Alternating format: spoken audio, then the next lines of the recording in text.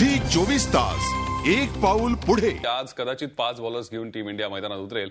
काय म्हणाला होता धोनी आणि एकूणच काय आज कॉम्बिनेशन असू शकेल पाहूयात एक रिपोर्ट।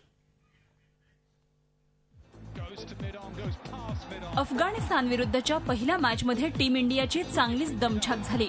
ना ओपनर्स चालले ना बॉलर्स प्रभावी ठरले।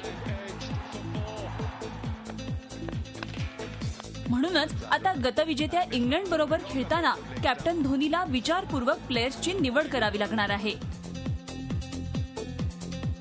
खास करून बॉलिंग डिपार्टमेंट वीक असल्यानं धोनीला आता काही ठोस निर्णय घ्यावे लागणार आहेत आणि तसे संकेतही धोनीनं दिलेले आहेत।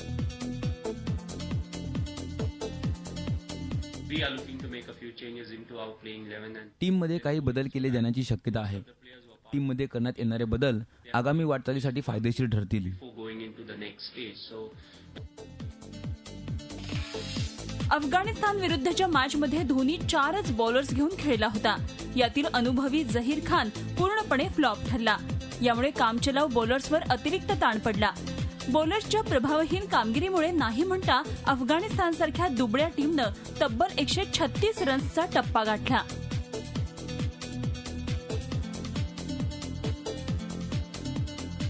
म्हणूनच जर 4 बॉलर्स घेऊन खेळायचं असेल तर आता अनुभवी बॉलर्सना चांगली कामगिरी करावी लागेल असा इशारा कॅप्टन माहीनं दिलाय।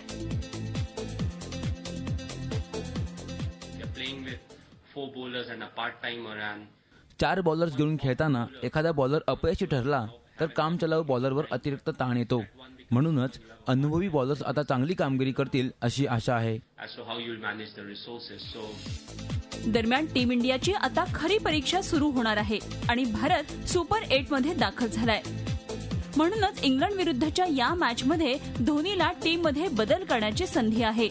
आता टीम मध्ये केल्या जाणाऱ्या बदलामुळे तरी कामगिरीमध्ये काही फरक पडतो का ते पाहावं लागेल। झी 24 ताससाठी ब्युरो रिपोर्ट, मुंबई। झी 24 तास एक पाऊल पुढे।